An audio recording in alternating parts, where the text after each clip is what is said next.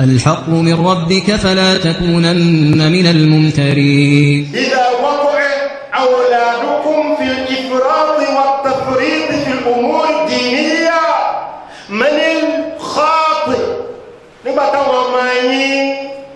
tí wọ́n bá bẹ̀rẹ̀ sí ní máa ṣàṣejù nínú ẹ̀sìn nígbà táwọn ọmọ yín tá bá bẹ̀rẹ̀ sí ní máa ṣàṣètò nínú ẹ̀sìn tàlẹ́ni tá bù tàlẹ́ni tí ó jẹ́ láṣìṣe nígbà náà lọ́wọ́ àti ìbúyà ìbáraẹnwá ẹ̀yẹ ló sí ọlọ́run ẹ̀wọ̀n fún mi lẹ́sí. I want you to provide those answers inside yourself. Répondez-moi et que cette réponse soit interne. إذا برز في أولادكم البغض والكراهية لدينكم الدين الإسلامي ماذا تشعرون حال ذاك؟ nígbà táwọn ọmọ yín abábẹ̀rẹ̀ sí ní máa rí wípé ọkùnrin inú wọn obìnrin inú wọn ọmọdé inú wọn tábà bẹ̀rẹ̀ sí ní máa rí wípé àwọn ọmọ yín wọ́n ṣàfihàn ìkórìíra ẹ̀sìn Ìsìlámù tábà rí wípé àwọn ọmọ yín wọ́n nífẹ̀ẹ́ sí máa àwọn ọmọ yín wọ́n yìí fẹ́ pọ́ nípa Ìsìlámù tó bá dìbì wípé àwọn ọmọ yín wọ́n yìí fẹ́ kírun mọ́ àwọn ọmọ yín wọ́n yìí fẹ́ gbààwẹ̀ mọ́ àwọn ọmọ yín wọ́n ò nífẹ̀ẹ́ kankan nínú ètò Ìsìlámù ماذا تشعرون kí ni tẹ́lẹ̀ sọ̀tì how will you feel at that time comment allez-vous vous sentir ẹ máa fún mi lésì nínú ara yín kí ni tí ó máa ṣẹlẹ̀ lọ́kàn yín إذا بدل أولادكم الدين táwọn ọmọ yín bá pèsè dà táwọn ọmọ ṣe Ìsìlámù mọ́ إذا ارتد أولادكم عن الإسلام táwọn ọmọ yín bá kọ ẹ̀sìn Ìsìlámù sílẹ̀ إذا نبذ أولادكم الإسلام وراء ظهورهم táwọn ọmọ yín bá tàpá sí Ìsìlámù tábà sọ Ìsìlámù sẹ́yìn tábà yẹn Ìsìlámù bẹ́ẹ̀ ti ń yan agbádá kí ni tẹ́wọ̀ sọ padà ṣé mo ní ó dùn ní ṣé sọ pé bravo mon enfant ṣé sọ pé fọmọ yìí ṣé sọ pé well done my son because you have changed your religion merci mon enfant congratulations félicitations pour avoir changé ta religion ṣé mo sọ pé gbaná lọ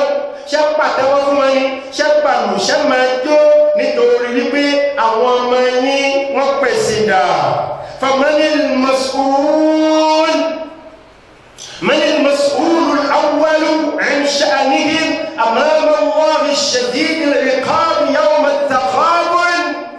المتبلين من القيامة تلن يلاقوك تقبلين نبا وماني ويبي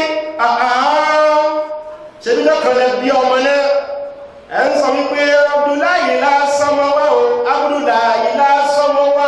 ọlọ́run bá wà dọ̀mọ̀ náà sí kálẹ̀ lẹ́yìn gbẹ̀sìn ànábì ga àwòrán-láàyè lásán ìyá ọ̀rọ̀ ọmọ kí lẹ́sàmọ̀ yìí o àwòrán-láàyè lásán wá. àwọn ọmọ tẹ ní kó lè bá wa gbẹ̀sìn ànábì ga èyí sọmọ náà ti fi ń tàbá sí ẹ̀sìn ànábì.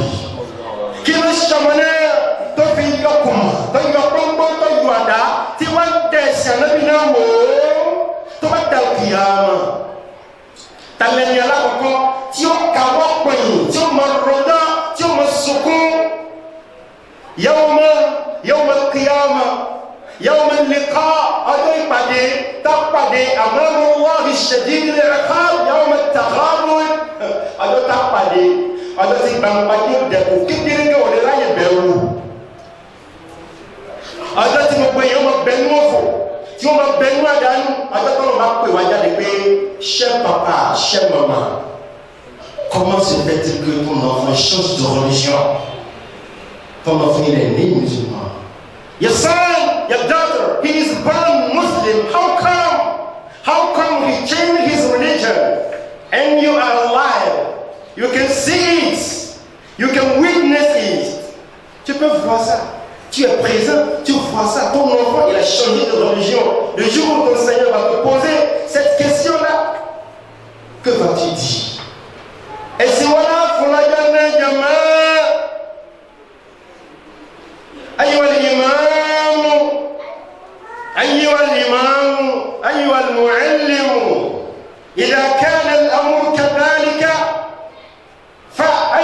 الإنسانية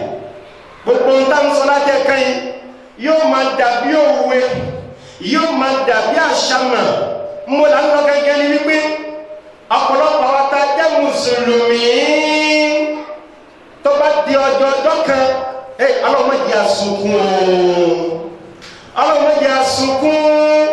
ọmọ tá a bá kó jáde láyé tá a dùnú nǹkan dùnú ni o ọlọ́mọdé kó di ọjọ́ kankan sunkún nípa bí ọmọ náà kullukum ra'in wa kullukum mas'ulun 'an ra'iyatihi aláwọn ní àbí alẹ́ Muhammad sallallahu alayhi wa sallam wọ́n ní gbogbo yín pátápátá ìkọ̀kan ní adarajẹ ní bàbá adarajẹ ní ìyá náà adarajẹ ní ọlọ́run ó bí ilé rẹ̀ ọ̀run ṣe dààmú náà jẹ sí àwọn ọlọ́run kó fún wa. àpọ̀lọpọ̀ àwọn òbí àwọn náà gẹ́gẹ́ lè kú ẹja tọmọ wọn bá sọ pé wọn ṣe Ìsìlámù mọ́ àwọn lè kú ẹja tọmọ wọn bá sọ wípé òun tó ń wọn òun ti pèsè dà òun ti di Jòhánù àwa gẹ́gẹ́ lè kú ẹja àwa gẹ́gẹ́ lọ dáadáa bàbá màmá ẹ̀yin gẹ́gẹ́ ni a fi rùfọ́n náà a ti fi rùfọ́n náà kébèrè wá sílé ilé wa ń tó ní ìsìn wa pa kíjò mọ̀nyẹ́dẹ́mọ́lá tàlẹ́tà bùjẹ́mọ́ ẹ̀yin náà ní nítorí wípé ọ̀pọ̀lọpọ̀ àwọn bí lónìí a ò kọ́ àwọn ọmọ wa lẹ́sìn àwọn ọmọ wa wọn ò mọ pàtàkì ẹ̀sìn Ìsìlámù wa láti inú ilé bàbá àti màmá ẹ̀yin ẹbíra yín lè pé ṣe máa kẹ́rù nínú ilé ṣe máa ṣàkárù nínú ilé ṣe máa pàkùwà nínú ilé rárá ọmọ ẹlòmí ìyìn tó gbọ́njúmọ́ bàbá rẹ̀ láyé ẹni wípé àárọ̀ bàbá yìí bá fẹ́ pílé ìkẹ́ ẹ̀ máa gbọ́ àtótó ààrẹ owó lẹ̀ fún bàbá ọba sí ó ní ìdí tí bàbá wọn lò láàárọ̀ ni ọmọ yìí ọmọ Ìsìlámù jẹmọ́ ọmọ òmọ kankan nípa Ìsìlámù tó bá ti di ojoojúmọ́ báyìí kí ni tí bàbá yẹn máa wí nínú ilé orin wọn ni máa kọ nínú ilé bàbá yìí bá fẹ́ sọ nípa Ìsìlámù yóò ní vraiment l'islam là vraiment je ne comprends pas l'affaire des terroristes là tí o bá sọ nípa Ìsìlámù ọ̀rọ̀ terroriste ni o sọ o ní àwọn mùsùlùmí náà fẹ́ wọ́n yìí sábà kọ́ yàtọ̀ de Boko Haram dans notre religion la ilaha illallah ṣáwá di Boko Haram èyí tí bàbá wọn sọ nílé nìyẹn Allahu akbar àmọ́ tí o bá sọ nípa àwọn ẹ̀sìn mi yóò mọ sọ tó dá lójú ọmọ látara bẹ̀ ọmọ gan wá di wípé Ìsìlámù yẹn ò dá ọmọ wa di wípé ẹ̀sìn ní ìdàgbà sí Ìsìlámù lọ tàlẹ́ni tí a bú jama tàlẹ́ni tí a pè ní ọ̀dàdá ẹ̀yin òbí náà ní jama ọmọ yìí unnoticed unremarqué unconstaté wípé vraiment chez nous ben il y a une date qu'on ne cesse jamais de commémorer de façon continuelle de façon annuelle de façon perpétuelle àwọn ọjọ́ kan wà àwọn àyájọ́ kan bẹ nínú ilé ayé nínú ilé tiwa o àmọ́rántí rẹ̀ síbẹ̀ ọdọọdún àmọ́rántí rẹ̀ àwọn ọjọ́ wọn yẹn mọ́ ọwọ́ ní 25 December 25 ọmọ náà rí wípé dans notre maison l'atmosphère change nous vivons dans une nouvelle atmosphère inú atmosphère tàbí ìṣẹ̀mí àwùjọ náà tún yá ìyàtọ̀ nígbà tí bàbá mi rí wípé à ń súnmọ́ 25 December àsìkò Noel bàbá mi tún lọ ra kàdó fún wa ẹ̀bùn oníkàkọ́ lọ sọ́dọ̀ bàbá kérésì ọmọ yìí rí pé bàbá yìí lẹ́kì kìíní yẹn nìyẹn bàbá yẹn lẹ́kì ẹ̀ ó ní bàbá náà bá ti fẹ́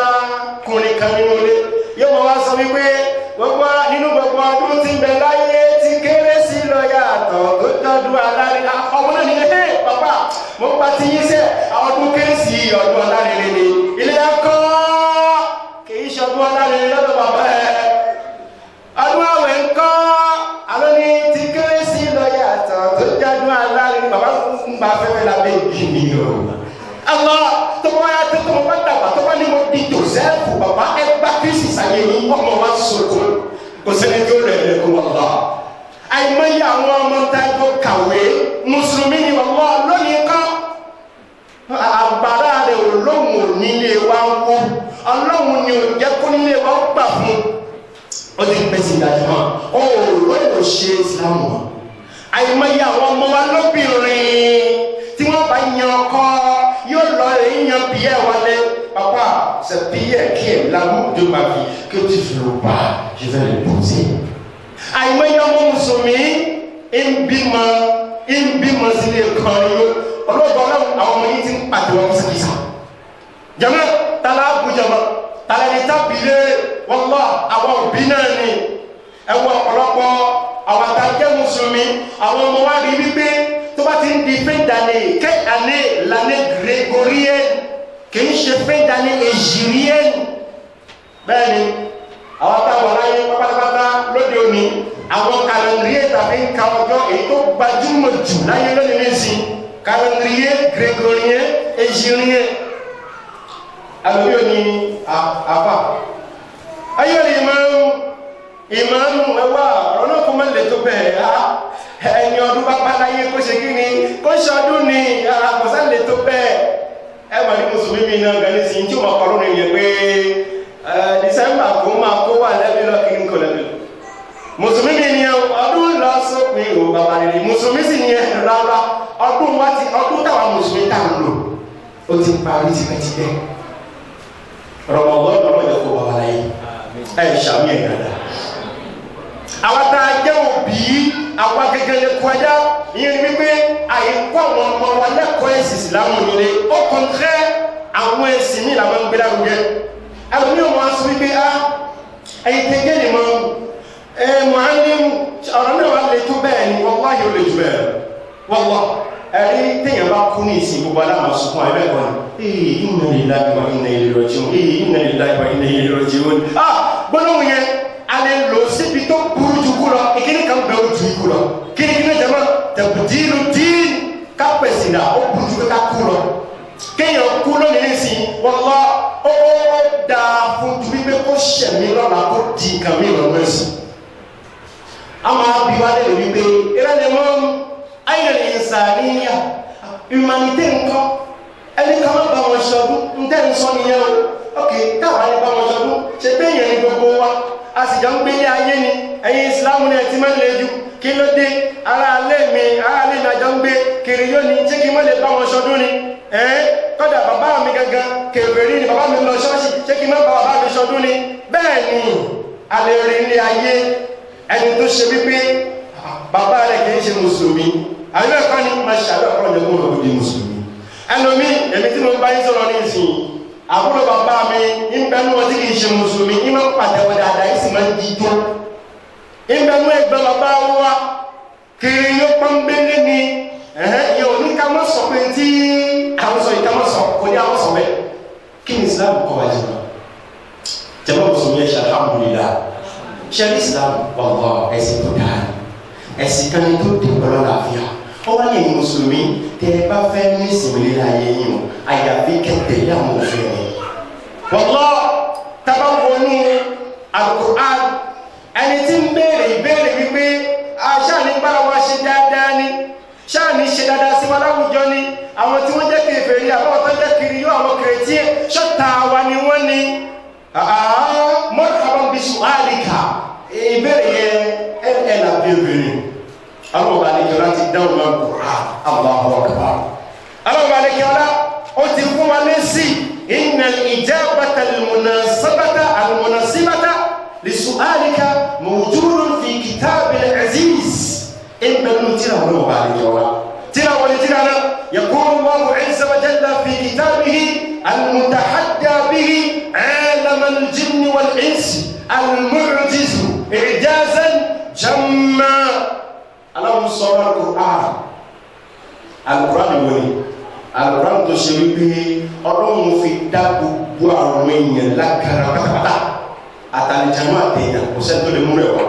tábà ń sọ wípé man huwa asdaqul qa'ilin ẹni tí wọ́n sọ̀rọ̀ lójú láyé àtàlìjàmọ́ Allah aláwọ̀ yẹn wọ́n sọ Al-Qur'an nítorí wípé àwọn akẹ́lá ṣe wá sí fúnra wọn nípa tí jẹ́ àṣejù mùsùlùmí kì í ṣàṣejù mùsùlùmí mi ní sí gbàtọ́ ni wípé kiriyo ní ta búrẹ́dì ọlọ́run má jẹ èyí ra búrẹ́dì kiriyo làwọn onímọ̀ jẹ búrẹ́dì kiriyo Allahu Akbar mùsùlùmí ní ní sí lẹ́gbẹ̀ẹ́ ilé ẹ̀ kiriyo tẹ̀kọ́ ó sì pé ibi ń pa àwọn òkóhun tó lẹ́kọ̀ọ́ mí ní sí wọ́n dé ibi tó súnmọ́ kókó kéwù yóò sì wá gba zemi jẹ nígbà tí jẹ̀kọ́ aláṣejù nìyẹn má ṣàṣejù mùsùlùmí mi ní sí kiri yóò bá kí kò ní dáhùn wípé ẹ káàárọ̀ o bàbá Abdullahi rárá Islam dàgbẹ̀ ó ní bàbá John bàbá Joseph tó bá jí làwọn kí pé bonjour papa Joseph comment vous allez et ce matin bien réveillé alhamdulillah mo ní kò kí wọn dáadáa wallahi ni kò sí ní kó dá Islam ẹ̀gbọ́n tó ń sọ ni aláwọn sọ náà ní Qur'an ó ní la yanhaakumullahu 'anil ladhina lam yuqatilukum fid-din wa lam yukhrijukum min diyarikum an tabarruhum wa tuqsitu ilayhim inna Allaha yuhibbul muqsitin. Allahu akbar. aláwọn sọ wípé èmi aláwọn la yanhaakumullahu 'anil ladhina lam yuqatilukum fid-din. àwọn ẹni tí wọn gbógun tì yín mú ẹ̀sìn yín ní kiri yó, àwọn ẹni tí wọn gbógun tì yín mú ẹ̀sìn yín láwọn ọ̀ṣẹ́bọ, àwọn tí wọn gbógun tì yín mú ẹ̀sìn yín juif ou chrétien, ọlọ́run ò ní ẹ má ṣe dáadáa sí wọn o. Allahu akbar. Allahumma lakal hamd. mo dúpẹ́ fún ọ náà Al-Qur'an yìí pé ìwà wa ó yọ gbogbo nǹkan sọ́tọ̀ọ̀tọ̀. ọlọ́run ní wọn kọ̀ fún láyé ìwà tó bá sọ pé gbogbo ẹni tó bá jẹ́ kiri yóò tó bá padì lọ́nà wọ́n máa bẹ lérí ni nǹkan ti ń ṣe é ó ti gba wèrè lẹ́sìn. gbogbo ẹni tó bá sọ pé òun jẹ́ kókó ara gbogbo ibi tó bá ti rí ṣọ́ọ̀ṣì òun lọ sọ bá òun síbẹ̀ kì í ṣe mùsùlùmí ọlọ́run ní ọ̀rọ̀ àwọn tí wọ́n jẹ́ kèfèrí àwọn tó jẹ́ kìrìtìyàn tẹ́lẹ̀ tó wà ládùúgbò ẹ̀jọ̀ ṣì dàda síra yín ọlọ́run ló ń wò ní ẹmọ́ ṣe dàda sí wọn. àwọn wọn ni wọn ò gbógun tì yín nú ẹ̀sìn yín, wọn ò sì sọ wípé láláwọ àfikà wọn lé yín kó nínú ìlú yín láláwọ gbogbo yín, wọn ò sọ bẹ́ẹ̀. ọlọ́run ní àǹtàbá rúrú, ọlọ́run ní ẹ ṣe dáadáa sí wọn. wà tó kò sí tó ilé yín kọjá ẹ má ṣàbòsí wọn, ẹ ṣe déédéé pẹ̀lú wọn. inna Allaha yuhibbul muqsitin. ìyẹn wípé nínú tí ìwà tó jẹ́ mùsùlùmí tó lè máa ṣe tọ́lọ́ wọn fi nífẹ̀ẹ́ rẹ̀ ni pé kó ṣe dáadáa sí kìrìtìyàn, kiri yóò bẹ pẹ̀lú ẹ̀ ṣe dáadáa sí ṣoore sí. jama'a fa inna min al-insaniyyati allati yad'u ilayha al-islamu ad-dinu al-islami dinu as-salami laylan wa naharan da'iman wa abada. jama'a in bẹ nínú dáadáa oore générosité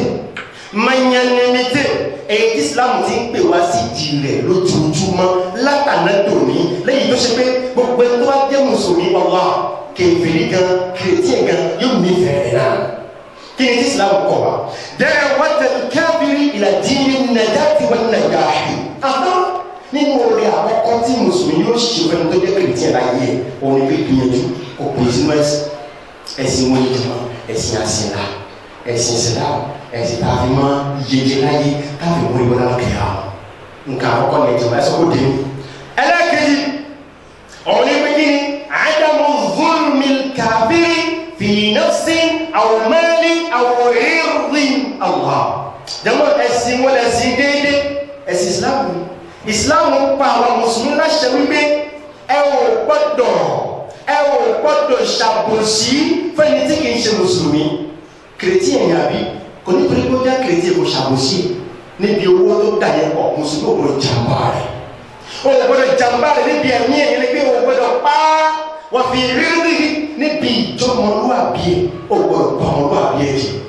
kì í ṣe tó pé kèfèrí ni, kì í ṣe tó pé kìrìtìyàn ni ó mọ̀ pàdé láwùjọ òun ló lé òun ní jàkúdà òun ní ṣìnà. rárá Islam ò ní kò ṣe bẹ́ẹ̀, ó ní ò gbọ́dọ̀ ṣàbòsí ẹ̀ pé ìpàkúpadà pàkáfìrí ẹ̀pà wọ́n dánù ẹ̀kọ́ wọn lọ́la ìwọ ni. Allahu Akbar. nínú àwọn nǹkan dáadáa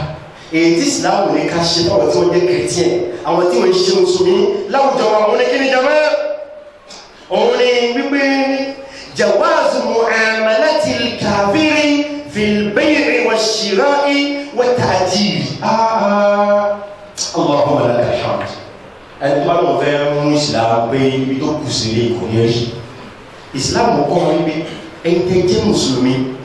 vous avez la possibilité, vous avez la permission d'avoir des transactions avec des non-musulmans.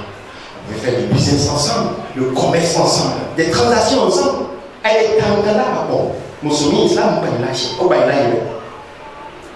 Elle est business là-bas. You can have a company together. Elle est business là-bas. A commerce together. Islam vous fait une yonda. Elle est abi. Bati mo fẹ́ ra wàrà ní ìsìn mo rí ọmọ tí ta wàrà. Ó jẹ́ pé kì í ṣe òṣù. Ṣé ìní jẹ wàrà ni? Àmọ́ sòyà. Ayé jẹ́. Islam ní ẹ̀ka ẹ̀rà fúnra yìí. Kèfèrí fẹ́ ra aṣọ lọ́dọ̀ mi, ó lè rà. Mo lè ra aṣọ lọ́dọ̀ kèfèrí. Kì í ṣe wọ̀ ní Islam yọ̀ǹda fún wa. Lẹ́yìn ẹ̀kọ́ jẹ́ mọ́. Ala aka àmọ̀ ṣe láyà ara wa. Wọ́n ta jí. Mo ní bùkátà sí wípé mo fẹ́ ya ilé gbé. Ṣé ìwọ̀n lè ya ilé lọ́dọ̀ kiri díẹ̀? Àìmọye ilé ta ti yá gbé lọ́dọ̀ kiri yó. Ok, mo fẹ́ pe ẹnìkan kó bá wa ṣiṣẹ́. Ṣé mo lè pe kèfèrí kó bá mi ṣe ni? Ẹ má jẹ́ aṣọ jìnnà. Mọ́sáàsì tá a wà yìí. Wallahi tallahi fún mi la ìmọ̀ mùsùlùmí kan nínú àwọn bíríkìlà àwọn màsọ́ tí wọ́n mọ ní ìdókè abẹ́yìn máa mùsùlùmí bẹ̀ lọ́wọ́ sí. Kí ló dé tí mùsùlùmí fi pe ẹni tó jẹ́ kèfèrí kiri tí èpè kó akọ́ ọmọ sáà sísọ̀hún torí pé ìsìlámù gbà wà láàyè tábà kọ àlè fún ọ lówó á tún fún ọ lówó sórí ẹ̀. Allahu akbar. Lẹ́yìn ẹ̀kọ́ àwọn tó kàn lé mọ́sálásí ni o àwọn ọmọ náà kàn jẹ́ mọ́ tí mùsùlùmí bá bẹ ní ọbẹ̀ àbúrò ìjọ ẹ̀ka bí méjì bàbá mi bá rí ẹ̀rẹ̀ jẹ́ mọ́ mọ́lá tó tàbí sọ̀rọ̀ yìí sí ẹni mímbà yá bí ẹni tó ṣe mímbà yìí kìí ṣe tó sanwó ẹ̀wò ẹni tó kàn án tó mú ìṣó àti àṣàkóṣ àbí màtó tó fi kàn án tààrà ẹni tó kàn án kìíní tó gbowó iṣẹ́ lórí ẹ̀ wọ́n lọ́ọ̀rì ni kìí ṣe mùsùlùmí bàbá ńlá pásítọ̀ ògbójú pásítọ̀ tí pàtẹ́wọ́ tí ń tó dáadáa ìyẹn wípé Islam ẹ̀sìn tó dáa ẹ̀sìn Islam ní ọ̀dà fún ọ wípé ẹ̀yin tẹ̀ jẹ́ mùsùlùmí àwọn tí wọ́n ń ṣe mùsùlùmí tó bá ti dìbì wípé àwọn ètò orí ayé àwọn ètò ìjọba ènìyàn táwùjọ fi dà táwùjọ fi lálàáfíà wà tàṣàdùkọ̀ alẹ́ yìí ìlàkànnì mọ̀lẹ́dà Islam ní pé ẹni tó jẹ́ kèfèrí kì í ṣe mùsùlùmí tó bá dìbì wípé orí pé ilẹ̀ ìdọ̀sán bùsùn bóyá ibi ń pa àbọ̀ oníbùkátà sóògùn oníbùkátà sówó tí ó fi wọra ẹ̀sẹ̀ ní ilé-ìwòsàn oníbùkátà sáṣọ oníbùkátà sóúnjẹ ìsìláàmù ní wípé wọ́n tó jẹ́ mùsùlùmí fún un ní nǹkan tó oníbùkátà sí náà. ṣé wàá ní pé ìsìláàmù sì tó dáa ni ọlọ́run bá ní jọra kó fún wa lágbóyè ẹ̀sìn yẹn káwọn yẹn. wassalatu wassalamu ala rasulillah wa ala alihi wa sahbihi ahlillah agbẹ́ fún ọlọ́run ẹ̀kan sí ajẹ́ ìjọba yìí kan náà sí asika balayi bi ale Muhammad sallallahu alaihi wasallam ojúṣe Ọlọ́run ìṣòro rẹ pẹ̀lú àwọn tá a jẹ àlùmọ ale Muhammad wàlláhi àkóríire ṣẹlẹ̀ sì wáyé sí tó dá ní wàllá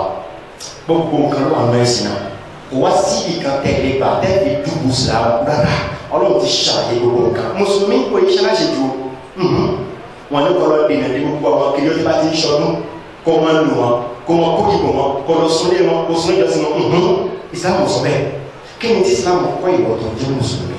pàápàá jùlọ bàbá màmá tó fẹ́ dáàbò bo ẹ̀sìn ọmọ rẹ̀ òun ni wípé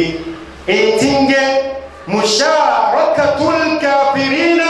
fi umuri dinihim la yajuzu shar'an gbogbo tó bá ti jẹ mẹ́sìn mùsùlùmí ò ní báyìí tí kì í ṣe mùsùlùmí ṣe láyéláyé àti gbọmiyẹ wa qadiyyatu dini qadiyyatu aw qadiyyatu al-'ilmi qadiyyatu diniyatun.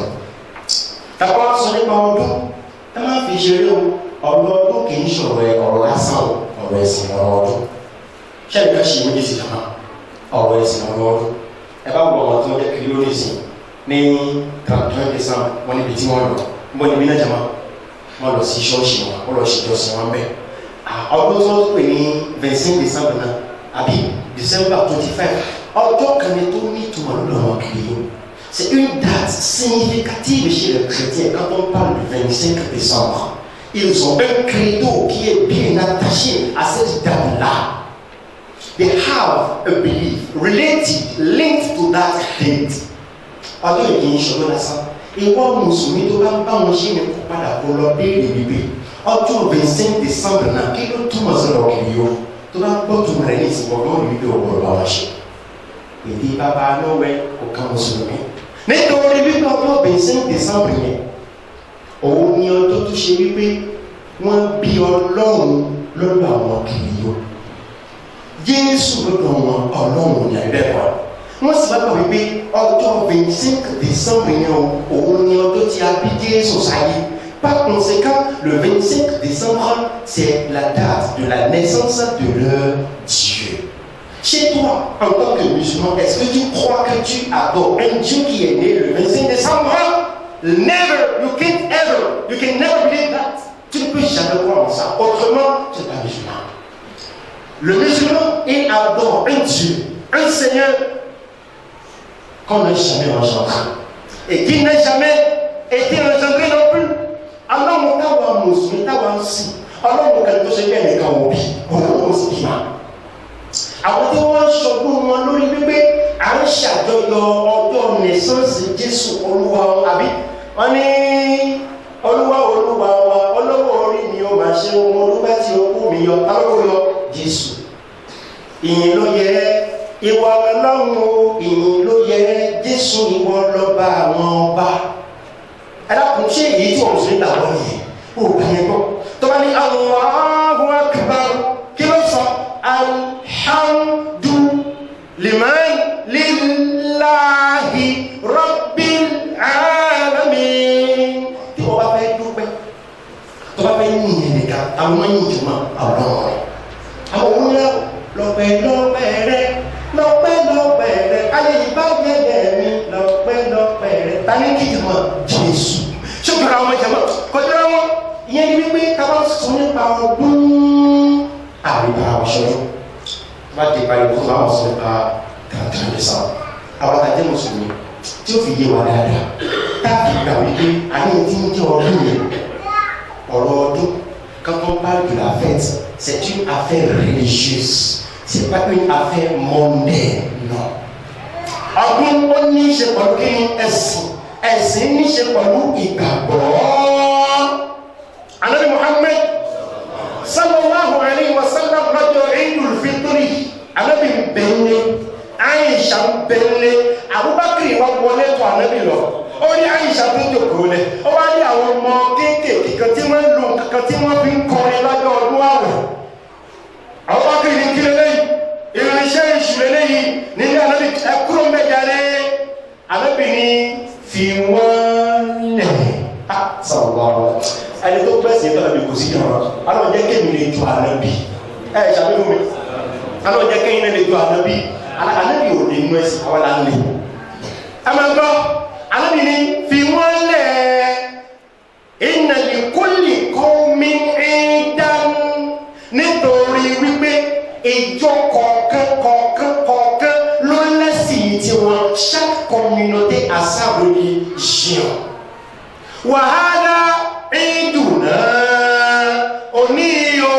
ọ̀dọ̀ọ̀dọ̀ ti wá àwọn ọmọdé kan yọ.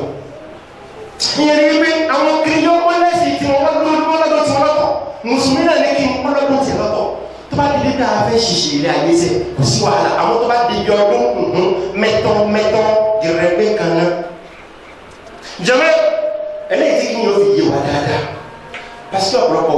nous avons quelque chose qu'on appelle l'esprit de solidarité. We want solidarity in our environment. On veut la solidarité de notre société. On ne veut pas de racisme. On ne veut pas de ségrégation raciale, ethnique. À faire mon créneau de roi. Et que quand on chez pour la bouton, il doit gagner. Et il musulmans, et même les topés, léo. À qui sont pères islam, mais pour montrer doyer à dommager. Avant, tu vas descendre, aller chez papa. Et mais comme on saurait, on saurait. T'as vraiment fait ces différents sallallahu alayhi wa sallam. Lọ́jọ́ àwọn tí wọ́n jẹ́ àwọn òṣèpọ̀ ló Mákà. Àwọn kèbèrè Mákà, wọ́n parapọ̀, wọ́n pébìrì kòtò, wọ́n ní pé tọ̀. Ibi táwọn yìí dé ní ìsìn ẹja lọ bá Muhammad. Ẹja lọ bá Muhammad. Kó jẹ́ ká dẹ̀sí náà papọ̀ torí pé tàbá dẹ̀sí pọ̀ ìyá yóò ṣe é pé àní máa ta àsìtàkùnra wa tẹ́lẹ̀ náà mo láti gbé ìtàkùnra wa ìgbà ọ̀rọ̀ ìdàbọ̀ tó pé èmi ò ní sin èèyàn tàlẹ́mí sì yàrá ọba tó dẹ́yìn lẹ́mí oṣù. Lẹ́nu kan àwọn kèfèrí wọ́n ní eré Ànábì dákun wá jẹ́ àjọpọ̀ àwọn yé jẹ́ ká jọ signer traité on a qu'à signer un traité de paix un accord pacifique entre nous kí ni nǹkan náà jọ mọ́. On est bien, tu vas dire au bout, une année, nous tous, on va adorer ton Seigneur. C'est-à-dire, on va se comporter comme musulmans durant une année. Tout ce que vous, les musulmans, vous faites, on va faire avec vous. Ado desi oloduka. Ado sinon ben musulmans sinon. Bajino kim ado kim. Bajino ba ado ba oloduka. Abibe koni. Et masha Allah akbar. Subhana rabbiyal azim. On se fait Allah akbar. Musulmi ba no. Musulmi ganje. Ayama din sabe. Kasa do ko obe oloduka. Abadi alors je kira ko alaye alors je ko alaye abadi be Ramadan ati muslimi ati pastor ati ajanna gbogbo ba ka ma so pe abadi ka ya Ramadan ka jo ko be aba be ka jo ba we na o le ma jo so ti e ko ma jo na ile ko ama ka sa di pe ajo ba we be ka se be lo ka aba ka jo so tele bàbá de mọ láwọn lè jẹ́ kó tóbi dáadáa wọ́n fẹ́ abẹ́ àgbẹ̀ kẹ́kẹ́ lọ sí ìgbẹ́ náà èyí náà fẹ́ kálẹ̀ o bàbá de mọ ṣe ní bá program kájọ sí yẹn náà tó bá tó di pé alóde sáwùdé àbí ìjàmbá ètòlé àbí nọ̀wẹ́ ni bàbá de mọ èyí náà ẹ̀ pàtó bàbá sọ́jọ́ mọ́sálásí kápẹ́ wọn kérésìmesì wa kápẹ́ wọn fáwọn ọmọ èyí tí wọ́n fẹ́ kájọ ṣe nìyẹn o lẹ́gbọ́n mọ̀ kó dé lọ́jọ́ 31 December kọ́ ní ẹ̀yìn àwọn ẹ̀kọ́ wa dúró àṣeyí ṣàwọn dúró ẹjẹ́ ká pàtẹ́wọ́ fún ọlọ́run kájọ dúpẹ́ fún ọlọ́run méje méje ẹ̀yìn pàtẹ́wọ́ ṣé pàtẹ́wọ́ ẹ̀yìn pàdó ẹ̀ àwọn tó dára àsìkò ọdún òrò ṣẹlẹ̀ ìwọ́n nǹkan fún wọn ẹ̀tọ́ fẹ́ nìyẹn àwọn òde bẹ̀ lọ kírun àjọ pé ká má yà sí máa ṣára sí oníkájọ ṣe bẹ́ẹ̀ náà yóò ṣe é lẹ́ẹ̀kún ọjà rẹ̀ ṣe é lẹ́ẹ̀kún sí yẹn náà ẹ̀dá kùn ìbéèrè ní iṣẹ́ yẹn yọ ṣe ẹ̀dá ṣẹlẹ̀ jẹ́wọ́ ṣe lè ṣe ìyẹn ní pé qadiyatul eid qadiyatud din wa jam'ul adyan mustahil muhal ká bẹ̀rẹ̀ sí pọ̀ ká mẹ́rin yẹ́ sí kò lè ṣiṣẹ́ nígbà tí wọ́n sọ bẹ́ẹ̀ fún ànábì ṣé ẹ mọ̀ pé ànábì ti wá kì í sọ fẹ́ yẹn alọ́ kí n ju ànábì ṣe ẹni kan tó fẹ́ jọra ní ìwọlá yìí anabi kì í sọ ẹ lọ anabi wò kọsọ pé dàpẹ́tù àbútọ́lì ebi fami mi ni olóòṣàṣì ni àbútọ́lì mi ń ṣòṣà ẹ̀ dáadáa kò wọ́n bẹ́ẹ̀ tábà tó wọ̀ tó tábà wò sí kèfèrí pọ̀ mọ́ fami mi jẹ́ kí n gbá kínní ọkọ̀ kí ló fi kọ̀ ọlọ́run ní kún yá.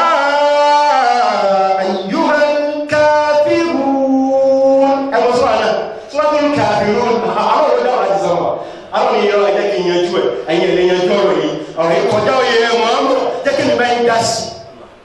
aláwọ̀ ni kul ya ayyuhal kafirun ìrẹ́ Muhammad sọ fún ẹgbẹ́ mo pè ní o ẹ̀yin kèfèrí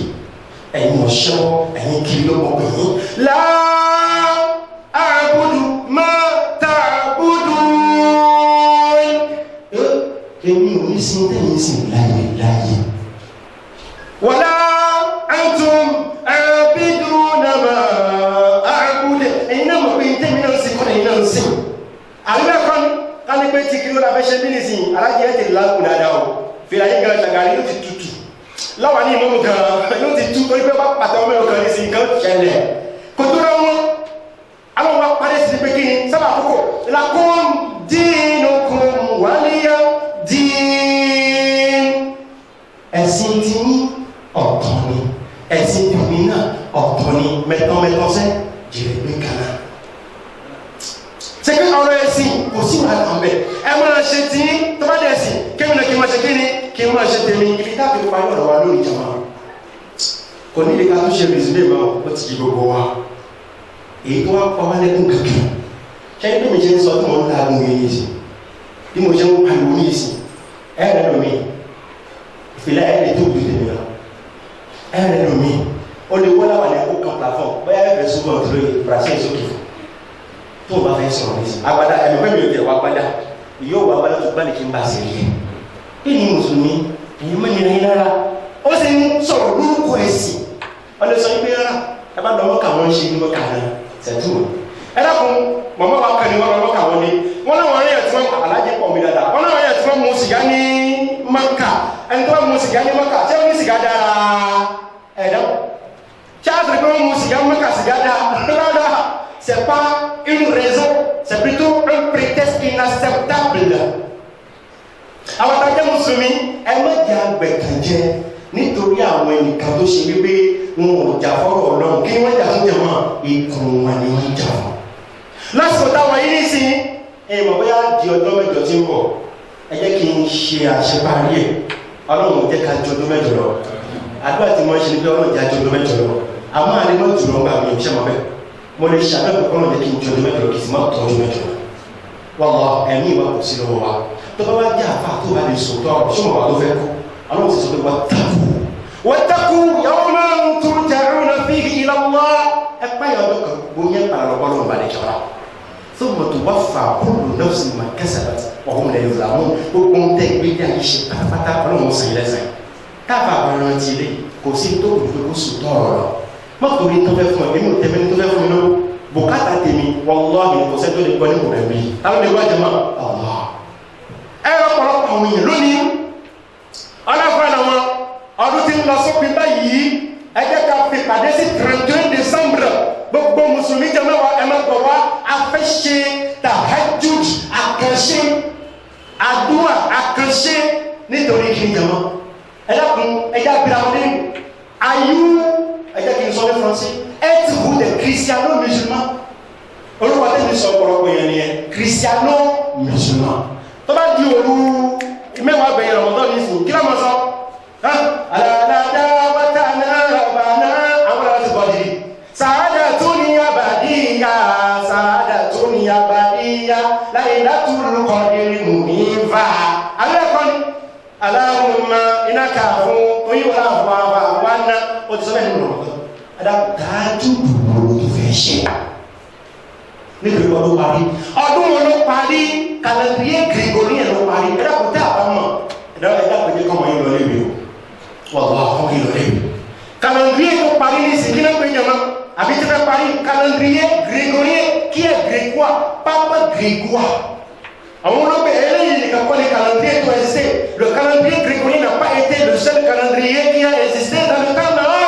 nínú àwọn calendrier tó ṣẹ̀mí láyé on il y a le calendrier républicain calendrier maya calendrier alexandrin calendrier chinois calendrier gaulois calendrier de Babylone ó pọ̀ bàjẹ́ plus de 15 calendriers qui ont existé dans le temps allez chercher un libère aya il y a un petit calendrier maya n'a pas paru dans notre caché Grégorien paru caché junien caché non le musulman n'a qu'un seul calendrier c'est le calendrier hégirien l'Europe agbára aussi fún wa ayé ẹ̀kọ́ ni jama ẹ̀jẹ̀ àwọn lọ yẹn ti gbé gbogbo ẹni náà bá lónìí tó bá ní kẹ́ dìde lóru kẹ́ ṣàdúrà ní 31 décembre tó bá dọ̀jú àlùkí àwọn ẹ̀rí dìde sínú àwọn mùsùlùmí. jama àdúrà tẹ̀lé ní pé tó bá dàlùkí àwọn ọlọ́run o má jẹ́ kí n kó lẹ́yìn bàbá Fatima àtẹ̀yìn náà tó bá dàlùkí àwọn ẹ̀rí lè mọ́mú tó dìde báyìí àlùkí bàbá yìí ó sì máa pàtẹ́wọ́ méjèèjì lálùkí àwọn ẹ̀rí dàda ní báyìí tó bá dìde báyìí nínú àtẹ́wọ́ náà ìdẹ́sí ẹ̀rí ẹlòmí alájà ní tó bá dìde báyìí yóò dìde sínú dọ̀kiri yó nítorí kí ni Ànábì ló sọ bẹ́ẹ̀ sallallahu alayhi ó ní man tashabbaha bi qawmin fahuwa minhum